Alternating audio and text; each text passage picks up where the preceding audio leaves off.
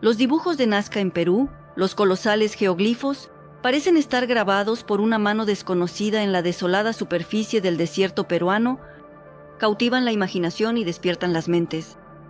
Sus fotografías, a veces surrealistas, parecen venir de otro mundo. Se pueden encontrar incluso en las páginas de los libros de texto escolares, y cada vez generan una ola de preguntas. Los científicos, después de muchos años de meticulosas investigaciones, han llegado a la conclusión de que estas monumentales imágenes fueron creadas hace alrededor de 1500 años, representantes de la enigmática cultura indígena Nazca. Sin embargo, a pesar de los éxitos alcanzados, estos gigantescos rompecabezas siguen siendo uno de los fenómenos más intrigantes de la antigüedad, sin dar descanso a historiadores, arqueólogos y simplemente a mentes curiosas. La primera mención de las misteriosas líneas apareció en las crónicas españolas del siglo XVI como una observación casual en las descripciones de tierras inexploradas. Entonces fueron llamados de ninguna otra manera, como señales para los viajeros, faros singulares que ayudan a orientarse en el desierto infinito. Luego, durante 4 siglos, los geoglifos parecieron ser olvidados. Desaparecieron de la vista de la civilización, quedando solo como parte del paisaje silencioso, y solo con la llegada de la era de la aviación a principios del siglo XX, cuando el ser humano pudo elevarse al cielo, estas colosales imágenes volvieron a aparecer ante el mundo, como el ave fénix, resurgiendo de las cenizas. La primera persona que observó estos gigantescos carteles a vista de pájaro fue el piloto Toribio Cespe, quien sobrevoló el desierto en el lejano 1927. Pero el verdadero estudio sistemático de estas misteriosas líneas y figuras no comenzó hasta 1946. Gracias al trabajo desinteresado de la matemática y arqueóloga alemana Maria Reiche, esta asombrosa mujer, como si estuviera poseída, dedicó toda su vida a los geoglifos de Nazca, transformándose de simple investigadora a la devota guardiana de los antiguos secretos. Fue ella quien luchó incansablemente por la conservación de este legado único, logrando que la meseta, Nazca, fue declarada Parque Nacional y puesta bajo la protección del Estado, resguardándola de la destructiva influencia del tiempo y poniéndonos de las huellas de la civilización moderna. La meseta de Nazca no es solo una llanura desértica plana, es un vasto territorio, surcado por lechos de ríos secos, que abarca más de 500 kilómetros cuadrados. Es aquí, en este paisaje desolado, a primera vista, donde se extienden las misteriosas líneas, franjas y dibujos, como si fueran grabados por la mano de un gigantesco artista. Los científicos llaman a estos signos hechos por el hombre geoglifos, imágenes creadas al remover la capa superior del suelo y exponer una capa más clara, los suelos debajo de él. El paradoja radica en que el principal misterio de Nazca no se encuentra tanto en los propios dibujos de animales y personas, de los cuales hay alrededor de 30, así como en la inconcebible cantidad de líneas y franjas. Aquí no hay decenas ni cientos, sino un total de 13.000. A esto se suman más de 700 figuras geométricas, desde simples triángulos hasta complejas trapecios, y también alrededor de 100 espirales, que se parecen a antiguos laberintos. Y todas estas imágenes están excavadas en el suelo, formando surcos poco profundos. Algunas de estas franjas alcanzan verdaderamente tamaños colosales. Su ancho puede alcanzar los 100 e incluso en algunos casos 200 metros. A su vez, su longitud puede alcanzar varios kilómetros. La asombrosa rectitud y precisión de estas líneas, trazadas como si se hicieran con una regla, provoca una constante admiración y desconcierto. ¿Cómo fue posible esto para una civilización antigua que no conocía la geodesia moderna ni la técnica de construcción? Y es aquí donde surge toda una serie de preguntas sin resolver, como si fueran voces del pasado, llamándonos desde las profundidades de los siglos. ¿Dónde han ido a parar miles o tal vez millones de metros cúbicos de tierra excavada? Porque no se observan montones de tierra, característicos de trabajos de excavación de tal magnitud, alrededor de las líneas. ¿Y por qué el color del suelo dentro de las líneas prácticamente no se diferencia del que las rodea? Pero al mismo tiempo, si las miras desde arriba, se ven notables, más claras.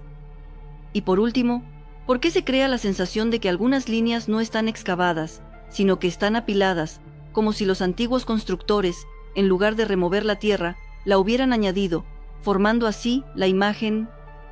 Otro misterio que inquieta a los investigadores es la completa ausencia de huellas de las trochas.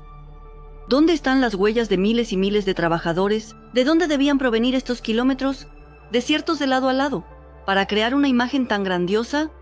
Este hecho refuta por completo la versión de que las líneas fueron creadas mediante simples trabajos de excavación y obligan a los científicos a buscar explicaciones diferentes y más complejas. Además, las líneas y franjas parecen cruzarse y superponerse entre sí de manera caótica, como si las imágenes se hubieran creado no de una sola vez, sino gradualmente, en varias etapas.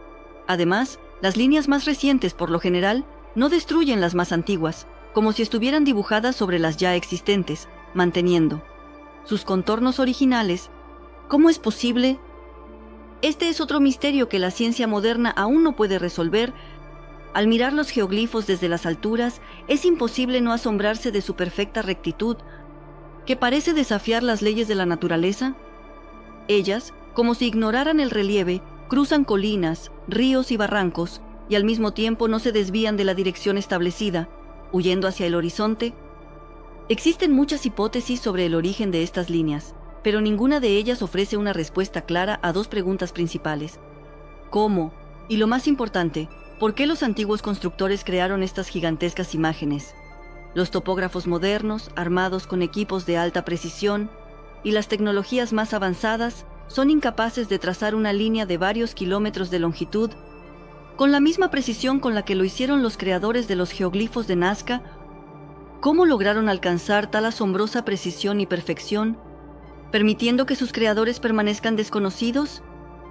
Muchos investigadores y entusiastas relacionan los geoglifos con la astronomía, creyendo que las líneas señalaban la posición de las estrellas y constelaciones, o que servían como un calendario peculiar que seguía el movimiento de los cuerpos celestes.